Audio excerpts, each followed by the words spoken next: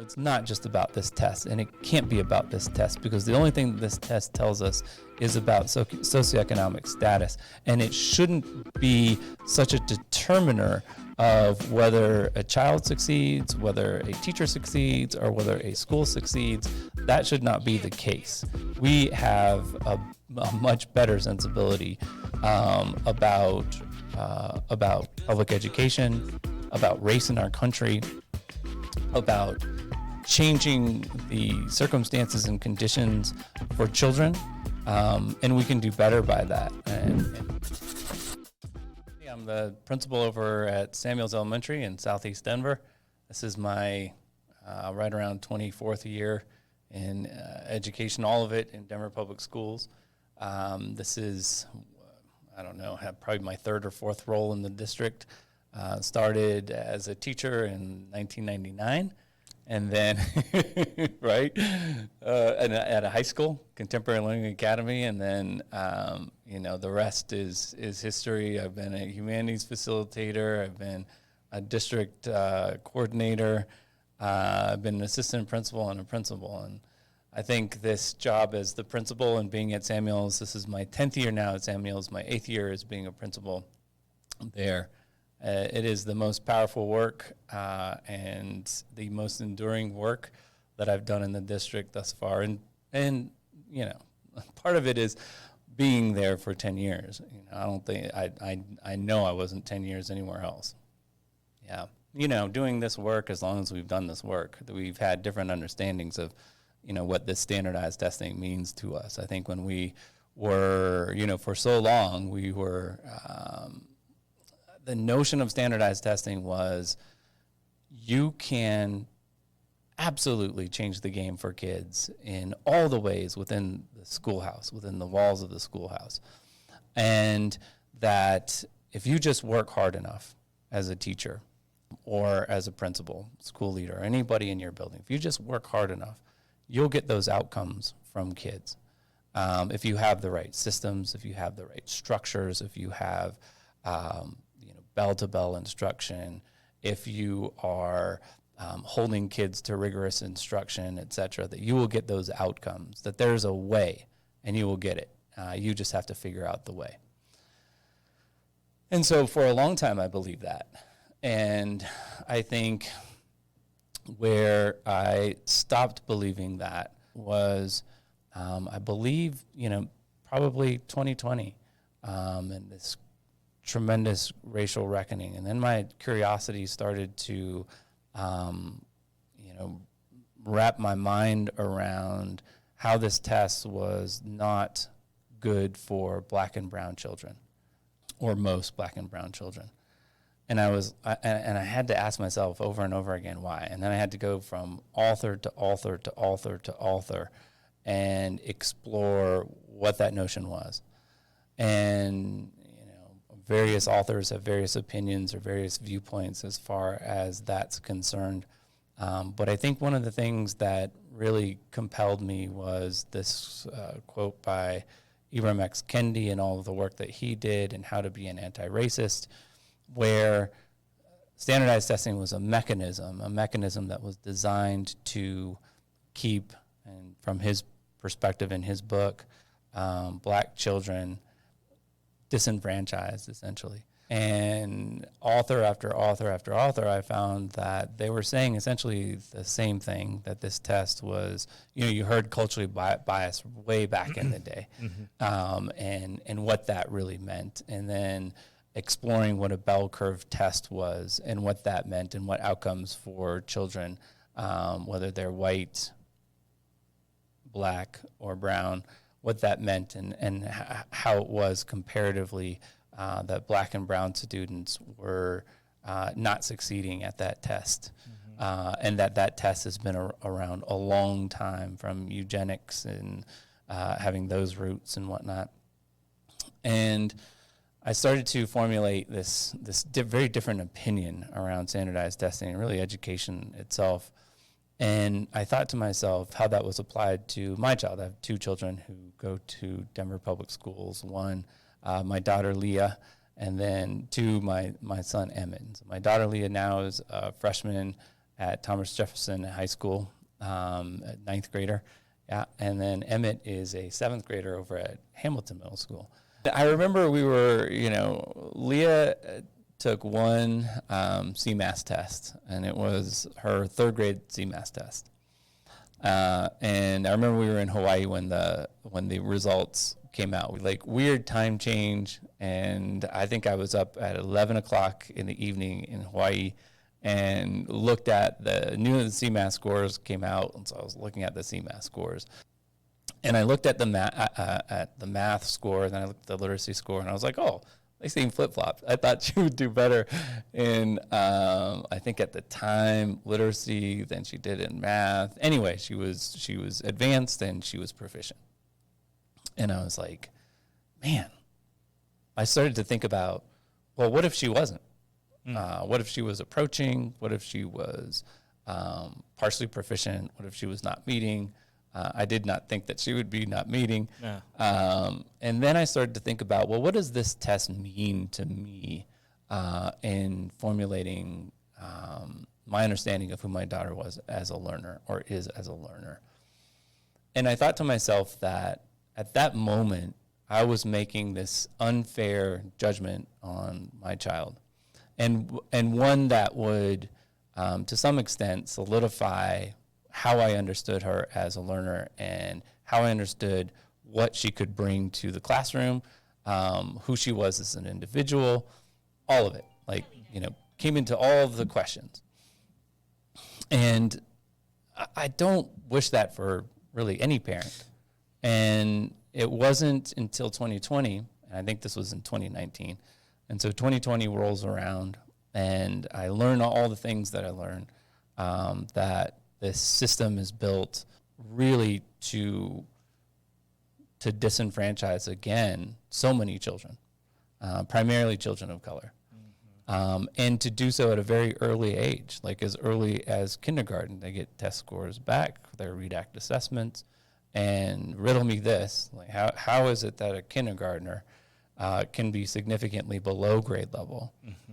And then what that means, that labeling, that branding, and how it is for so many kids that remains the same from kinder to first to second to third to fourth to fifth, and on to middle school. And the limiting of opportunities that children have over that time period. And I was, we were lucky, not lucky, by way of our socioeconomic status. Leah was reading, I think when she was she was exposed to literacy when she was in the womb, and certainly when she was born, she had literacy. I made her a word wall downstairs in the basement when so as early as 3, she was in school. She was a 3-year-old at Denison Montessori. Oh, right here. Mm-hmm. Yeah. She had all of the access, all of the privilege, all of the things with parents who were educators, and not only parents who were educators, because I'll tell you what, my mom didn't read to me when I was a kid, despite the fact that she was a principal. I did go to Head Start way back in the day, and that was like my push to get me, ready for school. But I was not read to when I was a kid at all. And so that sensibility of reading to your children was not something, even as a literacy teacher, a language arts teacher, even as somebody who had worked in schools at that time for, not quite a decade. Even with that, that was something that I didn't bring to the table. That was something that Emily brought to the table, and she was reading with her all the time, and by proxy, I would read to her too. But it is interesting that there is this whole other way of living, and if you're exposed to it, then you are the beneficiary of that life. But if you're not exposed to it, then you certainly don't bring it to your kids in that regard, as far as reading to them at very early ages. And so, both Leah and Emmett were the beneficiaries of that, bringing in that, more than million-word vocabulary into their classrooms to their classmates and essentially for themselves, and then continuing to build on that. There are little guys who are getting these significantly below grade level, monikers or brands or whatever. They were not that fortunate. They were not that fortunate to have that million-word vocabulary. Otherwise, they'd be thriving just like any other kid in their classroom. And that is this thing, I think, in the United States where we think we've got it. We think we know that the answer to solving literacy is just more of it. Do it for half the day, right? Do it louder, do it longer, do it however much to get kids to close achievement gaps, right? Yeah. Legislate it. Yeah. Get that READ Act. Do those CMAS tests. Make people do it. Close their schools if they don't, or give them a label for life if they don't, or fire them if they don't. Like all of these things that, if you are well off in this country, if you are making, a certain amount of income, then your children are going to be the beneficiaries of what that means. More time with your kids to read, more time to explore your school options, more time to enrich your child, take them to the zoo, take them to museums, do all of that stuff. And so kind of going back to that moment in Hawaii, a world away. You look out onto the horizon, you can't see any kind of the rest of the United States or any kind of other country or whatever. And here I am at 11 p.m. looking at these doggone CMAS scores and specifically looking at my daughter's score to see if things were going to be all right for her. And of course they were going to be all right for her. Of course they're going to be all right for Emmett. But how do we ensure that it's going to be all right for the rest of our children? And, we're not too far off from the era of school closures in Denver Public Schools. We closed 31 schools from 2010 to 2019. 31 schools. Changed however many different communities. And where are we again? We're back at those same test scores that we had, so long ago and closed all these schools for. And so in my mind as a parent, absolutely I'm going to opt my kids out. I'm not going to be part of that system to disenfranchise children at a very early age. But it is about opportunities. It's about the inputs versus the outputs. It's about the inputs versus the student outcomes. It's about what we're doing, whether it's mental health, whether it is, around specials programming or elective programming, and you see examples of this, really good examples of that in the high school. But it's about the inputs, what we're doing to ensure that our children are having the best educational opportunities possible. Are they in elementary school, exploring STEM? Are they exploring arts in all the different ways, music and visual art? Are they having time to recreate with their friends and build those socio-emotional capacities with one another, conflict mediation, social awareness, all of it? Are they having those opportunities? Are they actually picking up a book and reading the book and being interested in books? Are they tackling world problems? Are they given the opportunity to do some project-based learning or problem-based learning to tackle problems that, whether it's from climate crisis to political polarization to anything that is relevant to our world, are they engaging in that? I think, oh my God, I just get super fired up, but I'm going to try to structure my ideas in a way that I can enhance or follow up from what you're sharing. I do think that there is a certain population of kiddos who are getting plenty of access and opportunities and experiences to do what you're just describing. I know for a fact, and I know many kids who have access to those, and their childhood and their teenage life is so enriched with so many opportunities that when they have when they have to make a decision about what they want to be or who they want to become, they have such an array of experiences that it will be easy for them to pick up what they want to be and succeed. Those are very, very privileged families and kiddos who have the fortune of living that way. And we know it works because those are the ones who remain at the top. Those are the ones who have an overwhelming overflow of resources and experiences and character development and personality traits and other things beyond the test scores that allows them to continue to thrive in life. And I think, and I know you agree with this, and by the way, thank you for sharing all this research with me. It appears that it has been this way for centuries when a certain group of people who have all this gross amount of resources tend to keep them to themselves and create that positive feedback loop in which the assessment, the resources, and the content creates this cycle that my kid grows up with, and when it's time to be assessed, of course they're going to do well. And I think that's amazing because the people who have those opportunities, they will do well. The question is, how can we make sure that that kiddo who doesn't have that overwhelming overflow of resources can also experience childhood in a similar fashion?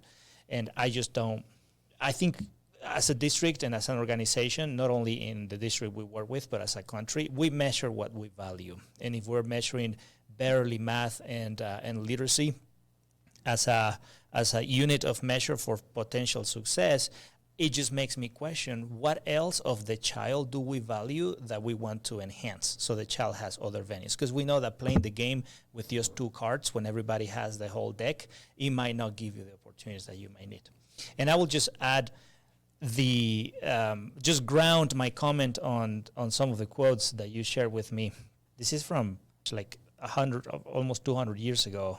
It says, literacy tests were a favored tool borrowed by the Northeast, and they were particularly popular because both immigrant and freed Black Americans often had limited education. Connecticut pioneered literacy tests in 1855 to limit access to the ballot and exclude Irish immigrants. Under these tests, voters would have to prove their command of language by reading a passage aloud and then answering questions showing their reading comprehension to the satisfaction of the examiner. Of course, the tests were administered in a fashion that made it harder for those whom the establishment wanted to disenfranchise.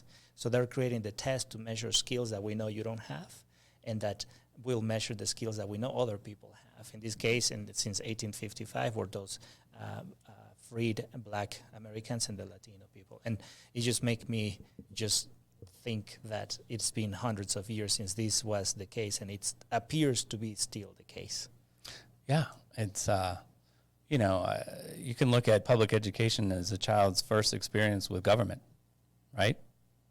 And if the government, or if that first experience with public education is telling you that you're not good enough in kindergarten and you're significantly below grade level, and it's saying your mind does not belong here, you create disenfranchisement from go, because what that child is going to be engaged in, whether it's phonics, phonemic awareness, all of the foundational skills, is probably not going to be as interesting as perhaps being read to, or perhaps just jumping into a book, or perhaps just given the freedom to explore a topic and be so jazzed about that topic that then you pick up the book and you start reading about that topic. And yes, there's a lot to be said about the prerequisite skills, right? And having to, get at least a handle on those prerequisite skills so that you can do just that, pick up a book. But the way in which I think we do school right now is to almost hammer that love of learning out of a child. Mm-hmm. Or, the great teachers can make anything interesting. Mm-hmm. Yeah. They can make all of the, all of the little itty bits of the phonemes and the little parts of the words, vowels, consonants, all of that. They can make it magical. Mm-hmm. But not for every kid. Mm-hmm. And we've got to do more. we've got to do more in our society. And this isn't just a Denver Public Schools issue. No. This isn't just a Colorado Public Schools issue. This is a national issue where, all of a sudden, legislative overreach is saying, well, you got to do that science of reading, and this is what really works, and it should work for all children, and especially children of color, poor children, because this is what they need. There is this paternalistic piece and a righteous piece. This is what they need. And you need to do it in order for kids to have this opportunity, in order to close opportunity gaps, in order for all kids to be at grade level in third grade, in order for all kids to have public education be this great equalizer. And that Kool-Aid is really, I think, part of what's wrong about the narrative of public education in the United States. We're not grappling with these inequalities that have existed for so long and only have been exacerbated in so many different ways, whether it's, most recently with COVID, whether it has been the lack of generational wealth that's created by folks who are not white, and that being very little generational wealth, if any. These are all conditions in our society that we are unwilling to address. What we're willing to do is to move ourselves farther and farther away from it, such that it's not something that we always see. We're willing to segregate our schools and perpetuate that mechanism by way of test scores, by way of those test scores revealing, for many, whether or not a school is a good school, whether or not a school is in a good neighborhood. We're willing to do that, but we're not willing to grapple with those inequalities and say, you know what, we need more funding in public education. We need more funding such that we're ensuring that the inputs are where they need to be, that we have enough mental health workers and that we're able to pay them and we're able to retain them based on a compelling salary that's competitive in that field outside of public education. We need to have more math teachers, we need to have more science teachers, we need to have more teachers of all the different subject areas, and kids should be exposed to all those different subject areas as early as elementary school. We can do so much better in public education. Yes, the cost is going to be quite a bit, but we can do so much better in public education, even if we just revalue, even if we said today, you know what, we're going to not take those tests anymore. And then what happens? Well, how in the world do we hold schools accountable? Well, how did we hold schools accountable before testing? Yeah. So here's where I find myself in a contradiction, and I am trying to explain to myself this piece. We have a society, and we have a society that is structured on a series of dysfunctions. We have families with access to things that other families don't. We have families who generationally tend to get in a better socioeconomic position, and we have the opposite. We have families who just overcame slavery 4 generations ago, and they are still dealing with the trauma and with the position where they started. And all those situations and all those conditions and all those dysfunctions merge in a school setting, in a society, in a zip code, in a county, in a city, in a state, in a country, right? Like we're trying all to live together, trying to heal, trying to mature, trying to improve our generational experiences. What is the real problem then? Or what should we focus on in a deeper level, in the specific nature of what the standardized test measures, or in the conditions that families and people go through that automatically make us know how they're going to do on that test?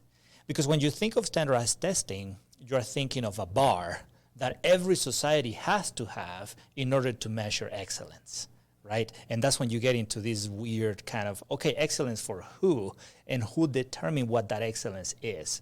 And we can talk about that as well, because I'm very curious to hear your thoughts on it.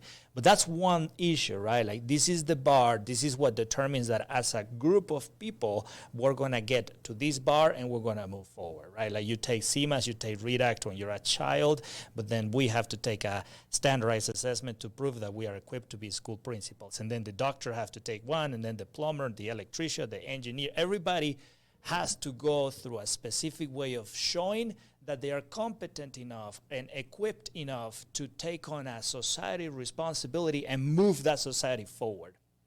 In that sense, a standardized assessment is necessary for a society to determine this is what we value, this is what excellence and quality looks like, and we're going to set up that bar for everybody to get there. And then when I go to the doctor, I don't have to question if you have a valid license or if your license is kind of shady. Or when I call the plumber or when I call the police officer, I know that by virtue of taking a standardized assessment, the people who provide me a service and the people who I serve agreed on this is what excellence looks like.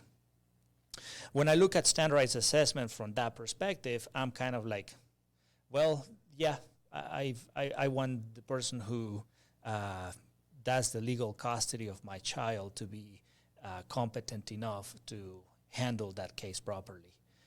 Okay, and I'm going to put that to the side because I would like to come back to it and see what your thoughts are. Mm-hmm. I want to start by talking about this issue. Here's the bar.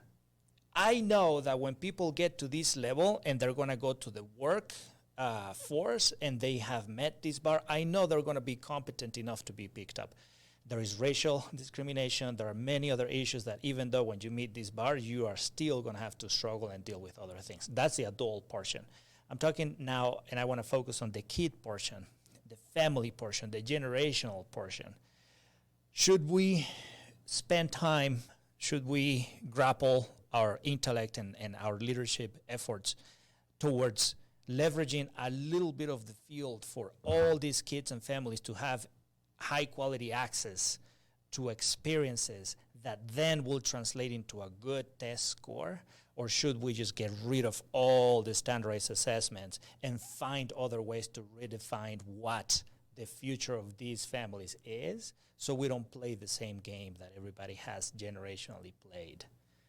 I guess for me to summarize it is there have got to be a bar for competence in whatever it is that we do as a society. And I do not think that we would be better off if we eliminated that bar. I do think that what, at least from my perspective and my motivation to do what I do is how can I just do, I don't know, come up with whatever it is that I humanly can come up with. So every kid that comes through my school can hit any bar that later on in life that they have to go through. Yeah, I think, it's interesting. Canada just did away with their standardized testing piece and went to competency-based learning and competency-based standards. That's one way to do it.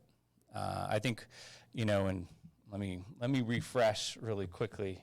I believe that there are 2009 schools that are test optional or test free. Oh, nice. 2009 schools that are test optional or test free. The paradigm is shifting. It's slow, but it's shifting. And at least our colleges and universities are getting keen to that understanding that standardized testing is just about how much money you make, and that's the true measure. I was thinking a while ago, and this sentence came up, and I thought to myself, yeah, that's pretty accurate. Standardized testing is the linchpin to institutional racism and systemic racism. It determines the price of a house, and by way of determining the price of a house, folks are choosing more expensive houses where the test scores are better, where the schools are better, and reshaping, segregation as we know it. Folks might not realize that they're segregating, but that's exactly what they are when they have the generational wealth to actually purchase a home that's more expensive in a more desirable community with better schools that have thereby better test scores. And then you have the schools that are on the other side that are struggling, and I think what's interesting, particularly on this side of Denver, the west corridor of Denver, southwest all the way to northwest, you have so many schools that are below 300 kids. And that was like, that was the old kind of enrollment. If you didn't have 300 kids, then you didn't have the resources for your kids. That was pre-pandemic. Post-pandemic, it's more like 200, where so many schools have just over 200 kids, or some under 200 kids. And they're not, those kids in those schools, if they're getting the same resources, whether it's the same specials teachers or the same kind of ELD, English language development, or the same kind of ELA-esque classrooms that aren't combined, a K1 split or a 2-3 split or whatever. If they're getting the same resources as any other school that has, 400, 500, 600 kids, I would be very surprised. I'd be very surprised. The quality of instruction, I think, across Denver Public Schools, because of the work that we've done with teachers over the last couple of decades, it doesn't vary too much. We've got LEAP, our kind of quality indicator, right? And we know that the quality doesn't vary so much. And school by school, you can go into different classrooms, and their implementation doesn't vary too much either, because we've all got that scripted curriculum, right? We've got Bridges in math, and we've got now CKLA in literacy. You just stole my quote, by the way. I just wanted to talk about it. But keep going. I agree, yes. Yeah, we have that. And so it doesn't vary too much. But what does vary anymore are the resources for children. 100%. And specifically, working in the elementary context, you can see, I don't even know as a school leader, how do you build your budget with 160 kids, 167 kids, 200 kids? I know that I need my 420 kids that I was projected for. And I definitely needed the 430 kids that we had at October count. And when we go into our budget season in January, I know I'm going to need the 440 or the 450 kids, K through 5, in order to ensure that my kids are having the opportunities that they need with the different specials that we have. We're lucky to have 4. The opportunities that they get as far as mental health. We've got a full-time school-based therapist from Jewish Family Services. We've got a 4-day-a-week school psychologist who's worked at our school for a long time. The only reason she's 4 days is because she has a family. We've got a full-time school nurse. That school nurse is invested in our school, has worked there for longer than I've worked there. We've got a part-time health tech. We have a restorative approaches coordinator. We've got an assistant principal. We've got a mental health support team. And I know come budget time, I'm going to need every single penny that any child can bring to our campus as far as the student-based budgeting model that we have in Denver Public Schools is concerned. I think I've been naive enough to not think this is the case, but the more I dive into this world of education and access and opportunity and resources, the more clear it is to me that as a society, some kids are worth more than others. And the kids that sometimes are left with the only option of serving public schools, as a society, we don't seem to realize that these kids are exactly the solution we need for the next generation. Like, there is no other way but to make these kiddos the absolutely best version they can be when they grow up. Like, what are we doing? every time I think about these issues, and everybody tend to agree with me to a degree, is about the fact that what are we doing with these kiddos? Why aren't we doing this, overflowing schools with resources and bringing them every single possible experience that we already know will guarantee them to be a strong, successful adult in our society? It breaks my heart sometimes to come to the realization that some kids tend to have an implicit value more than others, and I just don't know what to do with that thought, because it really is hurtful. On the other side is also the fact that the people who don't care or don't feel as invested in public education are typically the people who believe that it is the parent responsibility to provide the kid with the resources that the kid needs so the kid can come to school and then be successful. And I have a couple of things to share about that. But going back to the idea of resources and schools who are in a more affluent neighborhood, going back also to the comment you made about instruction, I have been to the most distinguished schools as measured by the school performance framework of our state. The schools that have only like 1% of kids not at grade level.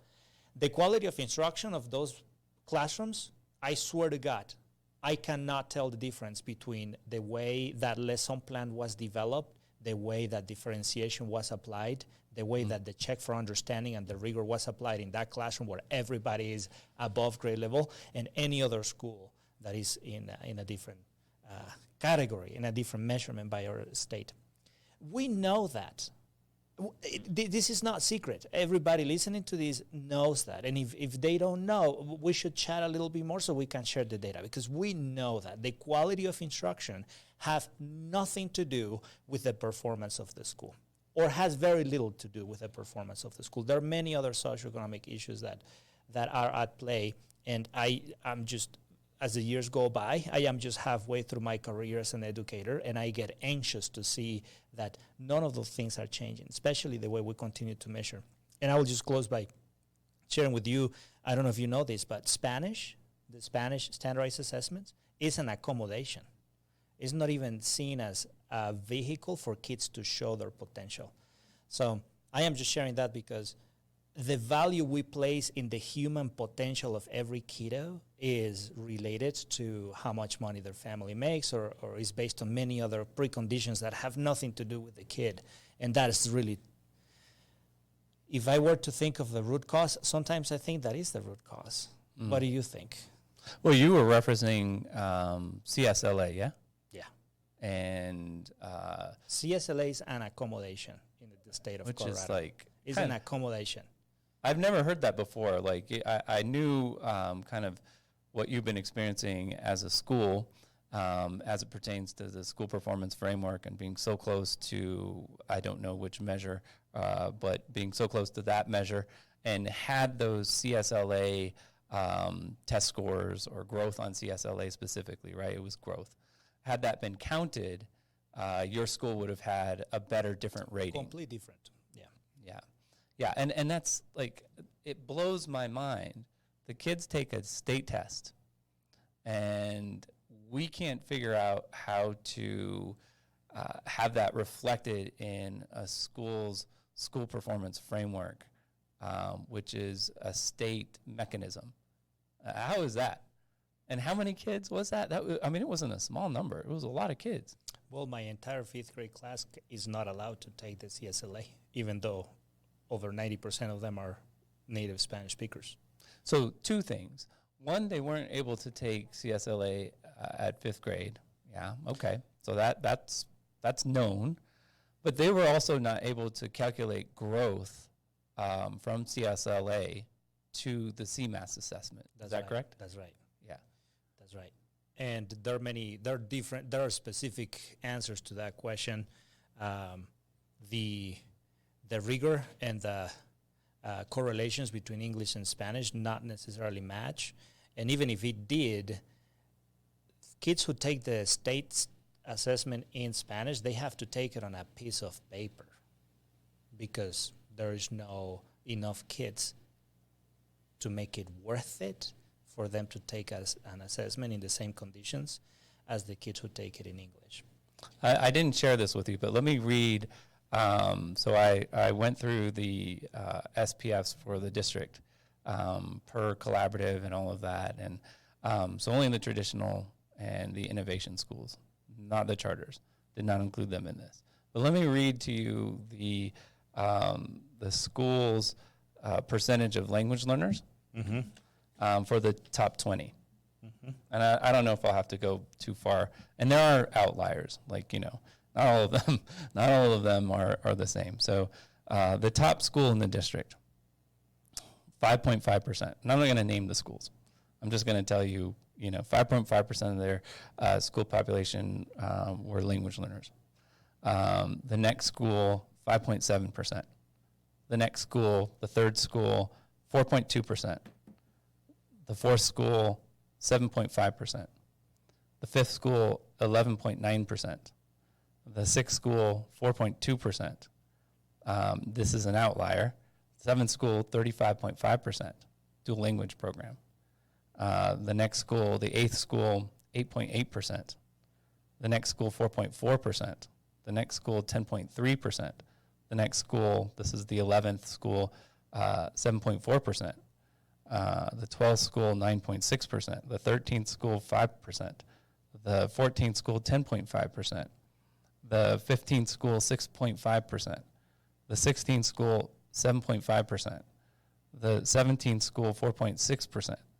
The 18th school, 2.7%. The 19th school, 5.1%. And the 20th school, 7%.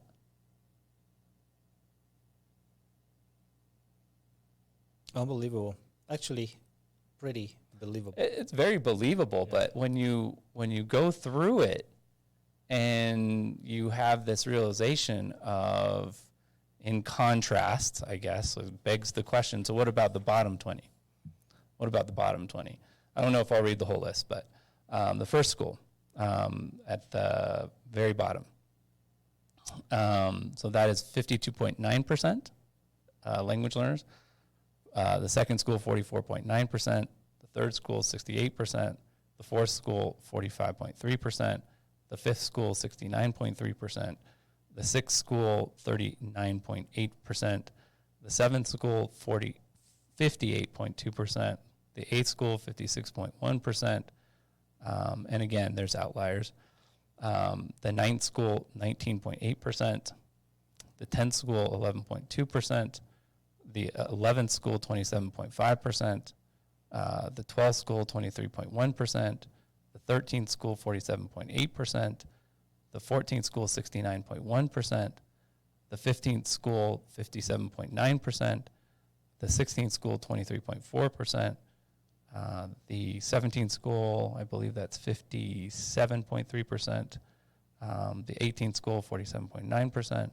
The 19th school, 63.9%. The 20th school, 34.6%. That's the contrast between your top 20 and your bottom 20 and this is again traditional and innovation schools, and then across the K-12 spectrum. So elementary schools, middle schools, and high schools are represented. Wow. So as you know, I'm the principal of a dual language school, and the main issue that I have with this specific data set is the fact that our kids are being limited to show what they know on a language that is not theirs initially. So all the potential and all the things that they bring that they can share, it is hindered just by a mechanism that is put in front of them that forces them to show their knowledge in that way. Obviously, we're missing and wasting an incredible amount of potential that we could actually leverage, right, to enrich knowledge, to enrich culture, to enrich the experiences of the kids. But when we tell schools that this is what you are, the negative connotation of that completely throws out of the window all the cultural background and all the lived experiences that these kids bring that actually enrich the human experience of everybody around. And it takes me back to the idea of we measure what we value, right? So, well, it does even more as far as taking away the experiences of the children who go to particular schools, right? Because if you are at a particular school and you're, let's say, one of these bottom 20 schools, right? How many new parents that are sending their kindergartners to any school in Denver Public Schools, how many parents are going to say, "Oh, that's the school for my kid"? Doesn't matter that they're in the bottom 20 of the school performance framework for Denver Public Schools. I'm still going to send my kid to that school. What the likelihood is that they will move out of that neighborhood and they will go to another neighborhood with a better school, a school that does better on the school performance framework in the state of Colorado than the school at which they're sending their kids to currently. Or even if they don't move out of the neighborhood, you could probably guess that they're going to take their kids out of that school and send them to another school, or if they're even going to choose that school in the first place. What is the solution? What do you think would be a good, wise step forward in a direction that give kids a different sense of success, sense of worth? I don't know if eliminating standardized assessments is the solution. Oh, I think it absolutely is. I think it's the beginning of it. Do you think it is the beginning? Yeah, absolutely.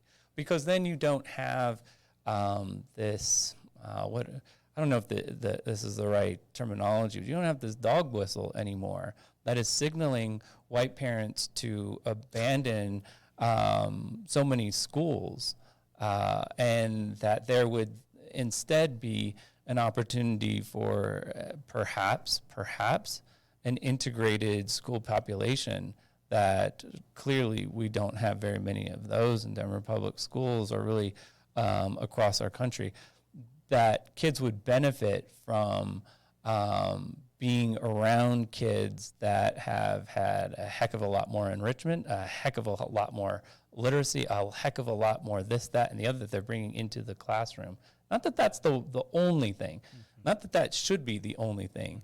But that's a start. And then also to reformulate, I think, parents' understanding of public education in terms of, you know, it's not just about this test, and it can't be about this test, because the only thing that this test tells us is about socioeconomic status, and it shouldn't be such a determiner of whether a child succeeds, whether a teacher succeeds, or whether a school succeeds.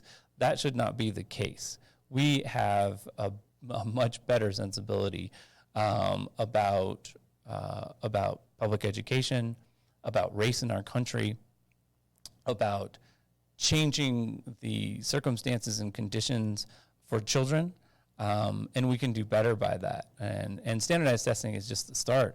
I think in Denver specifically, because we've become so segregated across our schools, we absolutely need to have a desegregation plan, but it has to be one that parents buy into in some way, shape, or form, whether it is building the sensibility around understanding the harm that standardized testing does across our country, and particularly in their local neighborhoods, their local schools.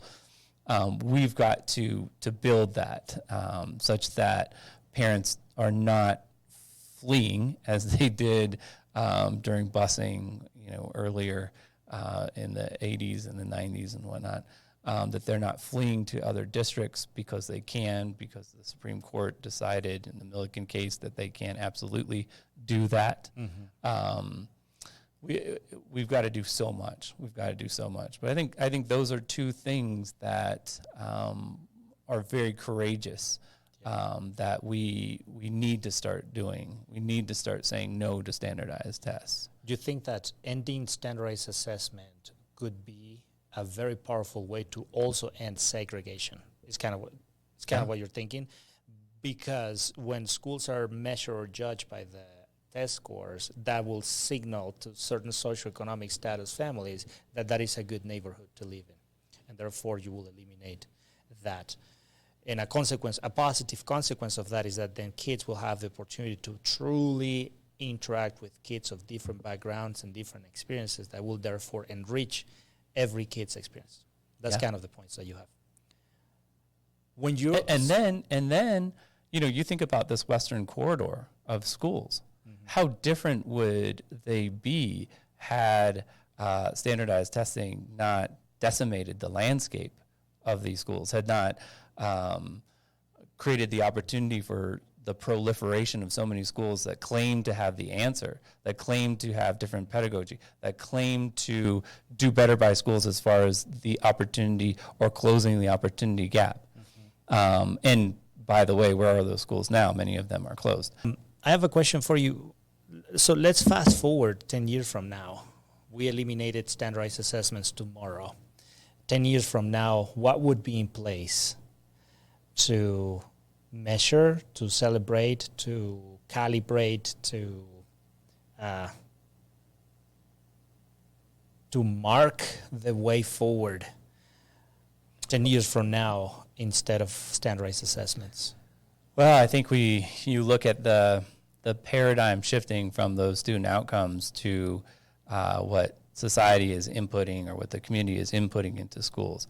How are we going to know if a school is good if we don't have the doggone tests to say that they're good?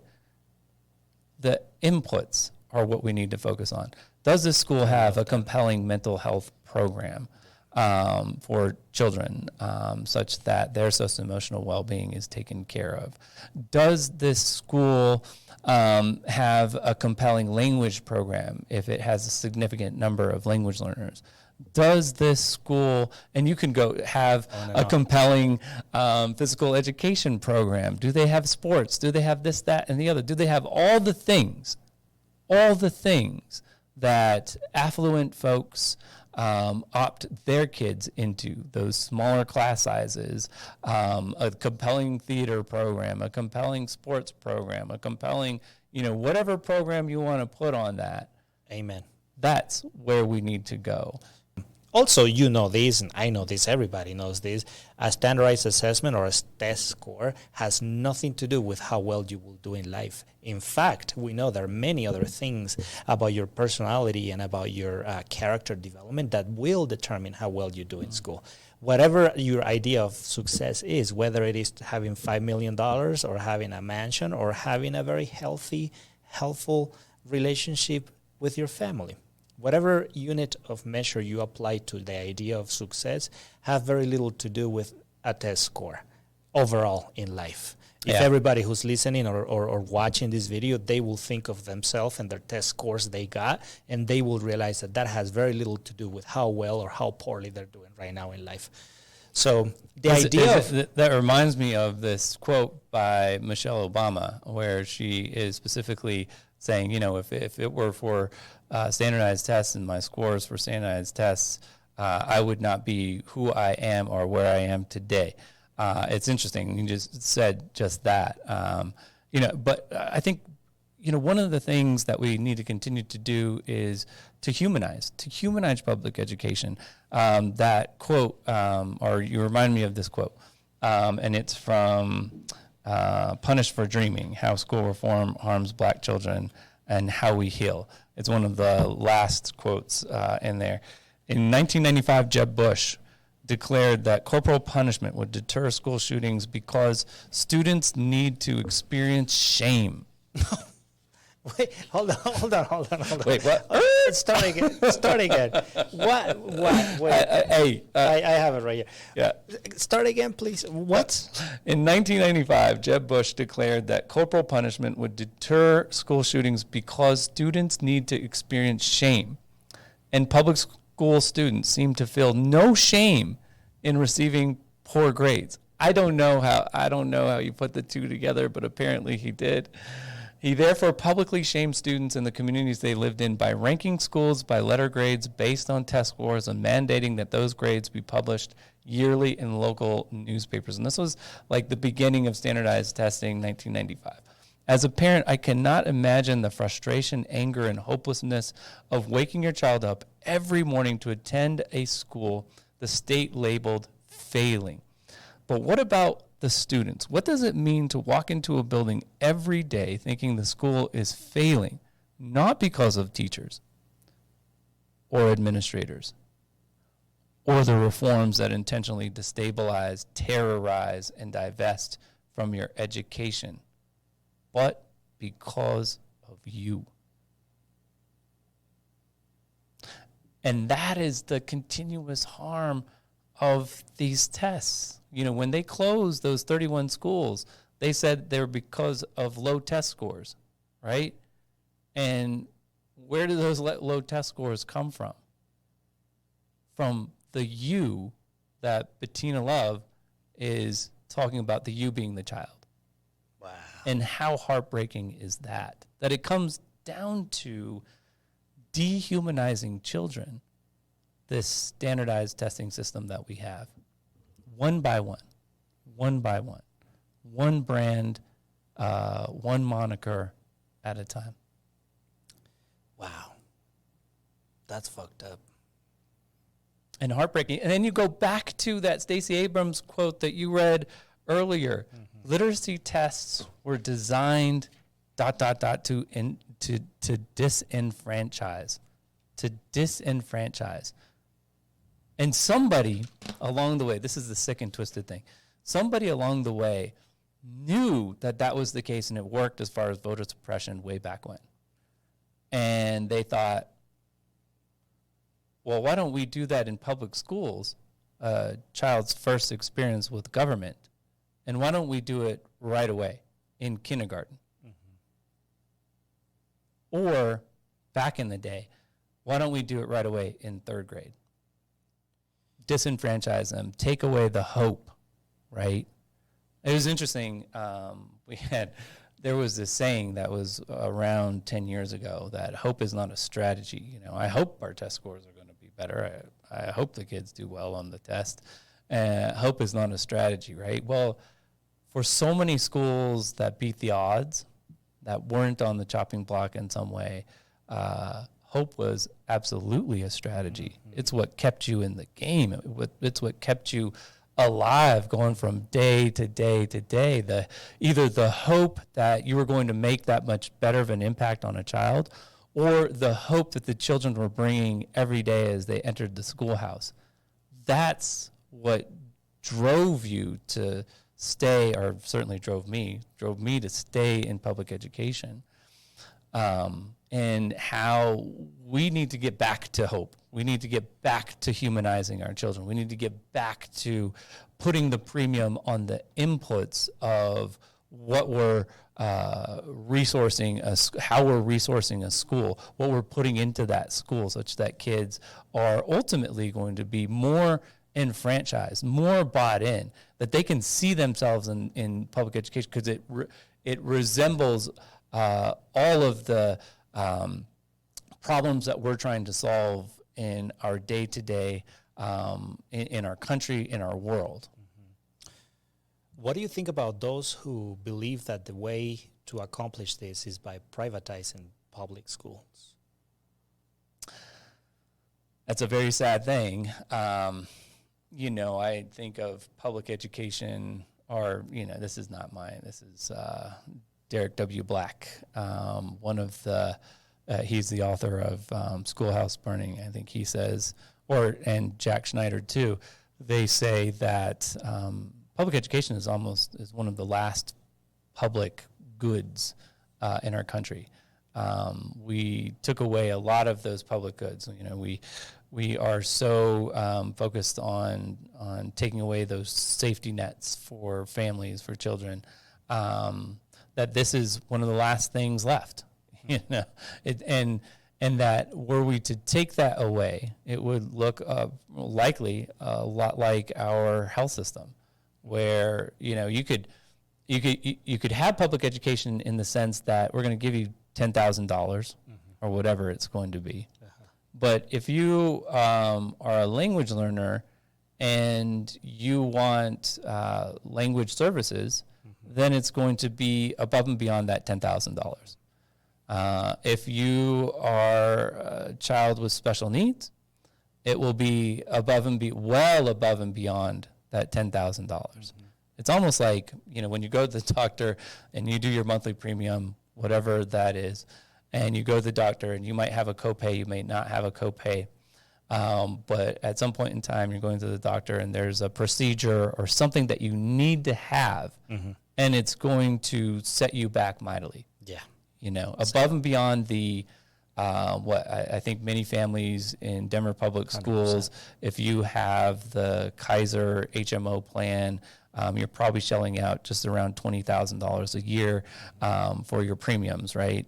Well, that's not going to pay for any kind of operation that you might need that could possibly be life-saving. That's going to set you back another, tens of thousands of dollars on top of the $20,000 that you already paid, on top of the copay that you're paying.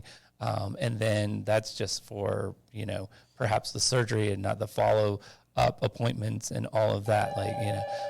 So we'll have, the base model of public education where you just get the literacy and the math. That would be $10,000. If you want some social studies to go with it, that's another $2,000. If you want some science to go with that, that's another $2,000.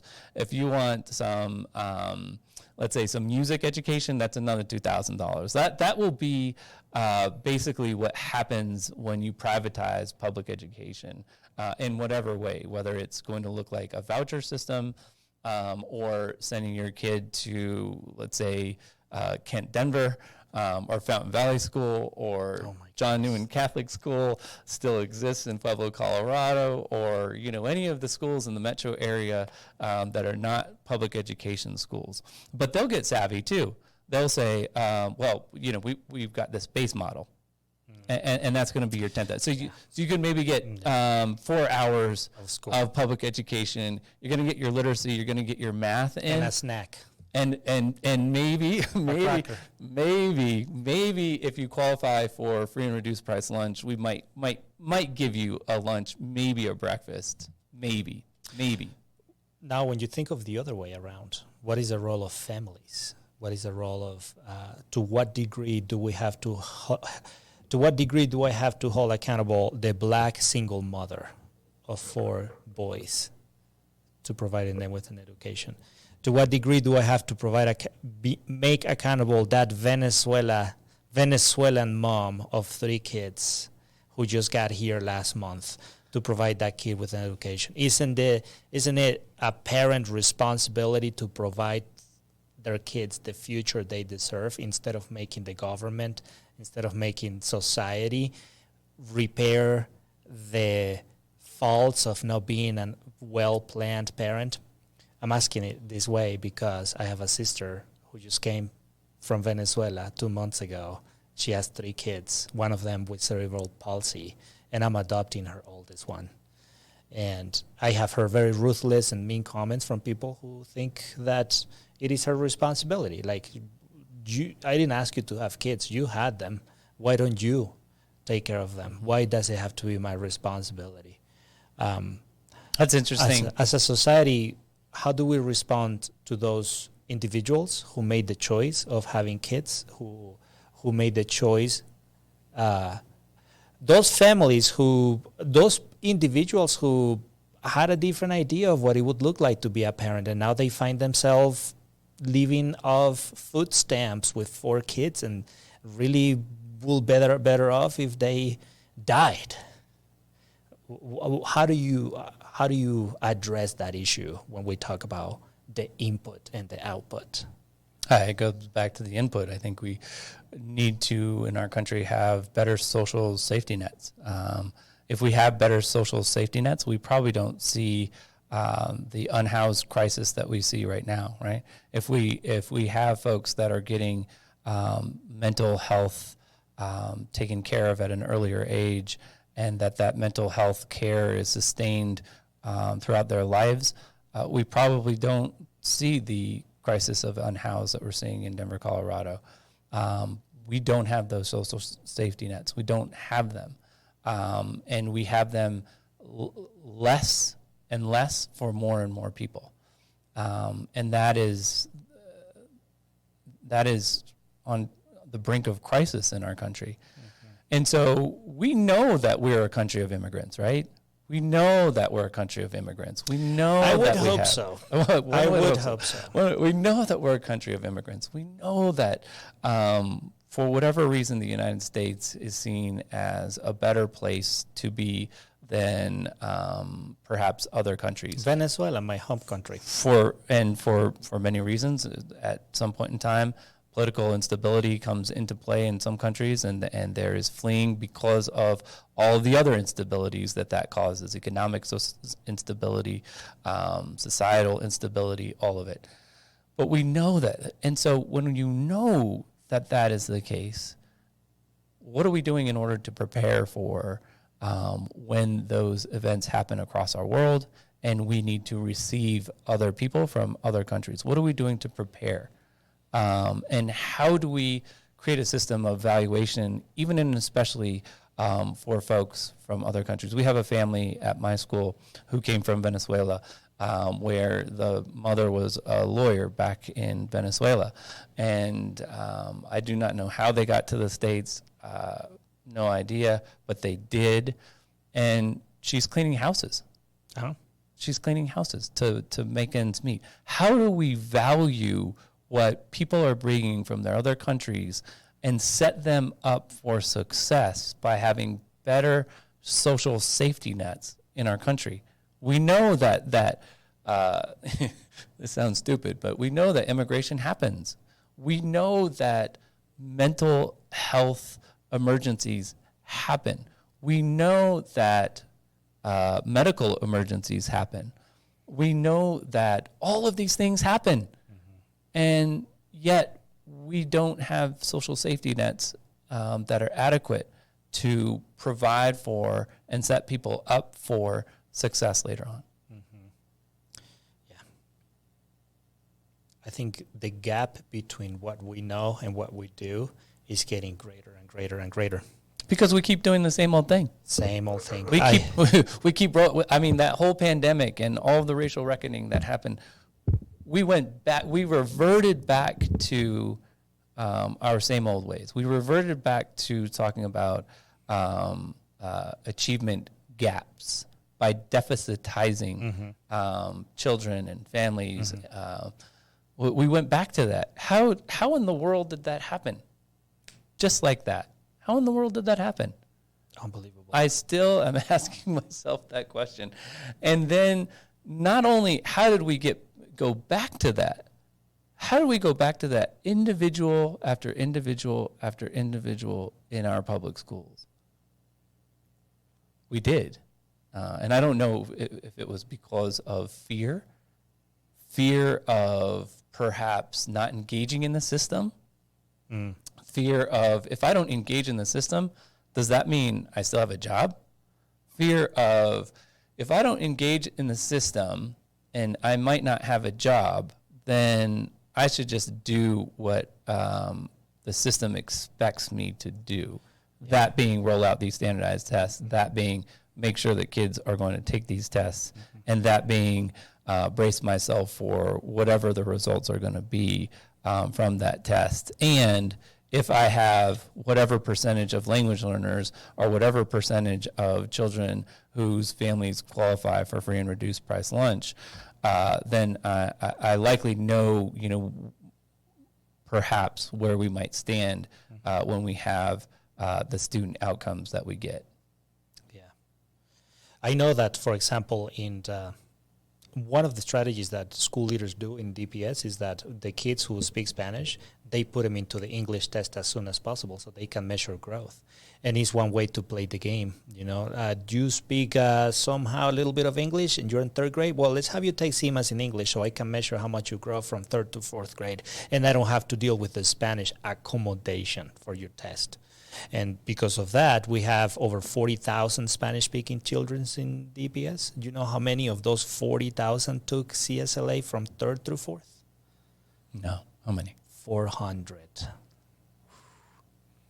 So we are talking about also how systemically we are playing by the rules of the game so we can prove that the hard work we're doing is worth being measured by the system that currently exists at the expense of sometimes making calls that, push their kids out of the... I know that data because I've been having a few conversations about that, about Spanish being an accommodation. Spanish being an accommodation. Over half of our district is Spanish speakers, is made of Spanish speaker children. And CMAS test is an accommodation. I don't, I could go deeper into that, but I think just to honor the conversations I have had, I won't share more, but it is true that here in our district, we only have 400 kiddos from 3rd to 4th grade who we can measure from Spanish to English. Trust in the data that was shared with me. I didn't find that by myself. I didn't dig that by myself. Mm-hmm. So, well, I mean, it is interesting. And we have, I was looking at this particular charter school, and they have 90% minority going to that charter school, and a vast majority of the children going to that charter school are language learners, like many just by the last name. And I was peeking around, just looking at their, in IC, you can look at all the teachers and all of that, and you can pull up the class, and you can tell by, if you go to Samuel's, you're going to know who your ELA S classrooms are, likely by the last name of the teacher. Uh-huh. Likely. I mean, we have a couple that are ELA E classrooms, but likely you could tell by. And then if you don't know by the teacher, just pull up the class roster, and then you know for sure that. And then if you don't know by the class roster, then you could click on the child and look at their PPF selection, right? So all those things. So I know know how to do that. And I went into this charter school, and I noticed like, oh, well, they have a lot of language learners. I wonder what if they have ELA S programming. No, not that I could tell. Not from the IC rosters, not from the teachers, not any of that. And then I go into, pretty much a typical class, and I click on the kids' PPF selection. I see that there's a 1, there's a 2, there are kids that don't have PPF, kids that and then I figured out like, oh, well, they're just doing basically ELA E programming across this charter school, and they got the kids in English sooner and kept all the English and didn't do anything, or very little, maybe had an ESL kind of program model, very little for their language learners.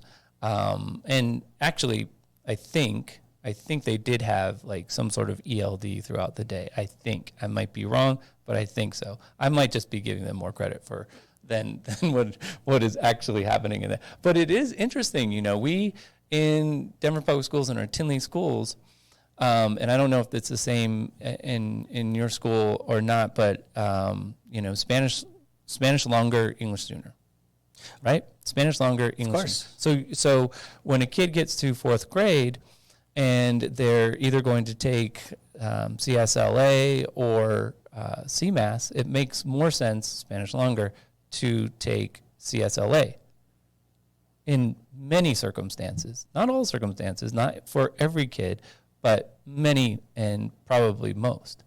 That it's so interesting how it shakes out. Well, the idea that Spanish is a transition, you use Spanish as a transition. So Spanish is of use. Spanish has utility until you learn English. Once you got it in English, all English, let's move on. Which, obviously you have to be aware of the world you live in. English is the dominant language of the entire planet Earth, but also there are cultural components that are part of your identity. 1 out of 6 Americans has Hispanic blood. Isn't that crazy and beautiful? So at what point, how much longer, how many more years and generations do we have to let go by until we acknowledge the fact that it is actually okay and kind of necessary for bilingualism to be part of a kid upbringings? But anyways, I wanted to ask you one last question. Sure. It's a I knew it was going to be a pleasure to have you. So I'm so thrilled and so happy that we got to engage in this conversation. The last question I have for you is the question that I always end with, which is, what do you think classroom instruction is going to look like 30 years from now?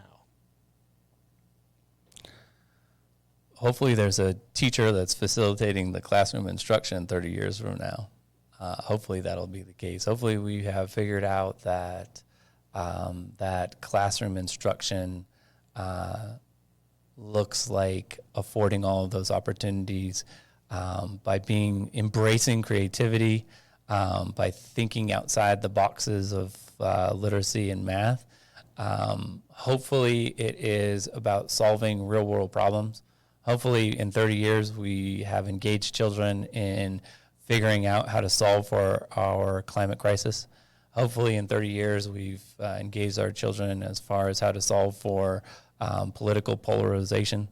Hopefully in 30 years we have engaged our children in solving how to create a better society and desegregate so many of our urban centers in our country. Hopefully we're engaging kids in learning about themselves and their own socio-emotional well-being and their own mental health and how to take care of themselves and one another. Hopefully in 30 years we see such a human and humane and humanized public education that was once unimaginable. Wow. That is beautiful. Thank you. I hope that is the case. I don't think there will be teachers in front of kids, but I do think and hope that everything else is there. Professor Richard Elmore from Harvard, he wrote the book School Reform from the Inside Out. Mm-hmm. He always shares that 30 years from now, we're going to go to the museum and we're going to see dinosaur fossils. We're going to see the first airplane. And then we're going to tell our kids, oh, look, that used to be a teacher. Back in my day, a human being used to tell me how to do math and how to read. Because the idea of the synaptic connection of two neurons that trigger learning something new is going to be so mastered by artificial intelligence. In fact, learning already is migrating outside of the classrooms.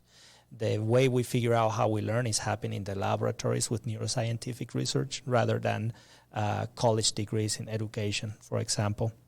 And he was very pessimistic, and I disagree with some of what he said. I do think that the teacher is going to take a different form and will still exist inside of the classroom.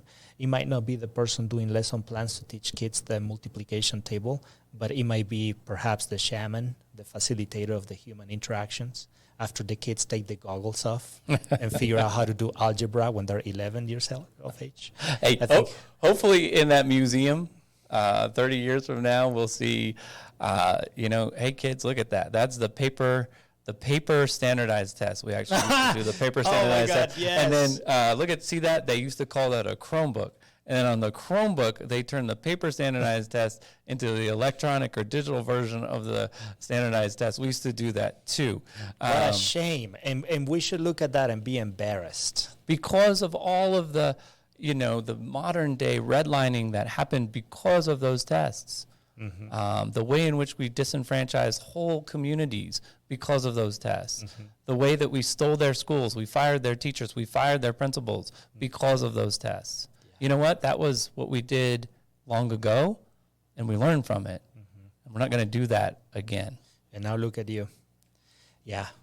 I really dream of a world like that, man. And